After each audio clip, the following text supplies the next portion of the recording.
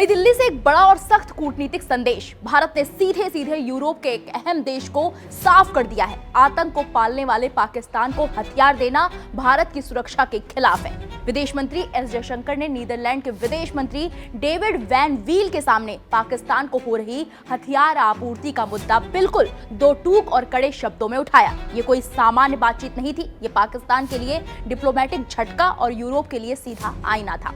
नई दिल्ली में हुई इस अहम बैठक में विदेश मंत्री एस जयशंकर ने साफ शब्दों में कहा, भारत को इस बात पर गंभीर आपत्ति है कि नीदरलैंड जैसे जिम्मेदार यूरोपीय देश से पाकिस्तान को लगातार हथियार मिल रहे हैं। जयशंकर ने इशारों में नहीं बल्कि सीधे मैसेज में कहा, पाकिस्तान सिर्फ एक पड़ोसी देश नहीं बल्कि आतंकवाद को प्रायोजित करने वाला राष्ट्र है। ऐसे देश को हथियार देना पूरे दक्षिण एशिया की स्थिरता से खिलवाड़ है। नीदरलैंड के विदेश मंत्री डेविड वैन वील ने भारतीय मीडिया के सामने इस बात की पुष्टि भी की कि पाकिस्तान को हथियारों की आपूर्ति पुराने समझौते के तहत हो रही है। लेकिन भारत का स्टैंड बिल्कुल साफ है, पुराने समझौते नई सच्चाइयों से बड़े नहीं हो सकते।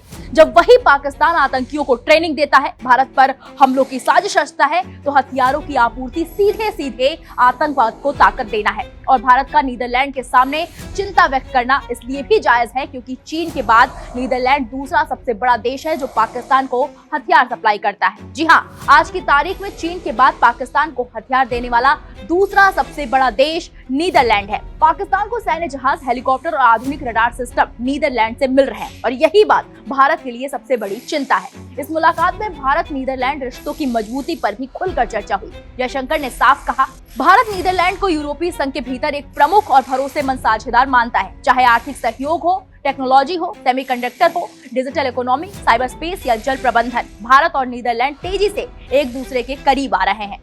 जयशंकर ने यह भी कहा कि Bharat EU free trade agreement अब निर्णायक दौर में है और इसमें नीदरलैंड की भूमिका बेहद अहम है। यानी एक तरफ भारत दोस्ती का हाथ बढ़ा रहा है तो दूसरी तरफ आतंक के मुद्दे पर कोई समझौता करने के लिए तैयार नहीं है। इस पूरी बैठक से पाकिस्तान को जो संदेश गया है वो बिल्कुल साफ है। अब भारत चुपचाप हथियारों की सप्लाई देखने वाला देश नहीं रहा।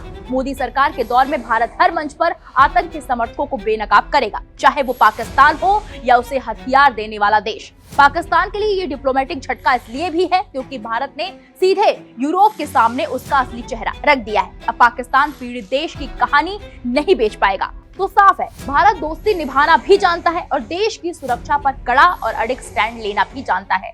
पाकिस्तान को हथियार देने वालों को अब ये समझना होगा, नया भारत नया रवैया है। आतंक के साथ कारोबार अब किसी भी कीमत पर स्वीकार नहीं होगा। जयशंकर ने जो खड़ी खोटी सुनाई है उस पर आपकी क्या राय है, हमें कमेंट बॉक्स में जाकर जरूर बताइएगा।